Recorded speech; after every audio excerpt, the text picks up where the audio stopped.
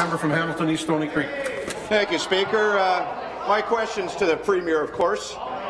It's not just the opposition party that's saying the government's behaviour is wrong, Premier. It's also the Toronto Star, the Toronto Sun, the Globe and Mail, the National Post, the Waterloo Record, the Hamilton Spectator. Earlier this week, Speaker, the Sudbury Star published an editorial which ran under the headline, "Wynn's actions shameful during Sudbury debacle."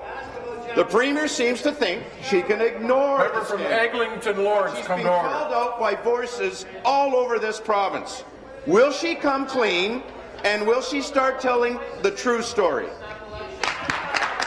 Mr. Speaker, I've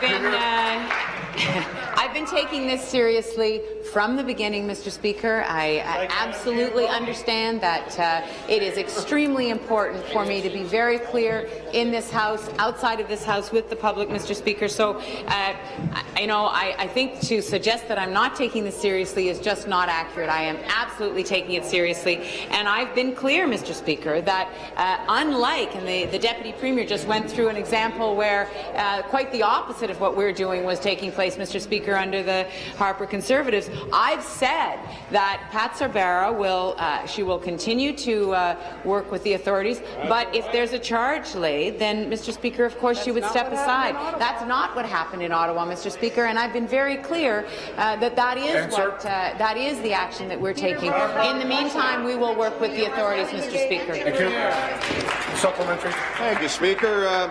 The Sudbury Star goes on to say, one would have expected Wynne to be more contrite, given the bombshell. She should have had the grace to look at least a little penitent. Instead, Wynne lashed out. The Liberals are on the wrong side of the scandal, and everyone knows it but the Premier. Will the Premier show some contrition and start telling Ontarians the truth? Mr. Speaker, I have been speaking about this repeatedly. I take this matter very seriously. And let's just be clear, there have been a couple of processes underway. Elections Ontario determined that the allegations against me and the member for Sudbury were baseless. We'll continue to fully cooperate as Elections Ontario examination moves to the next phase, Mr. Speaker.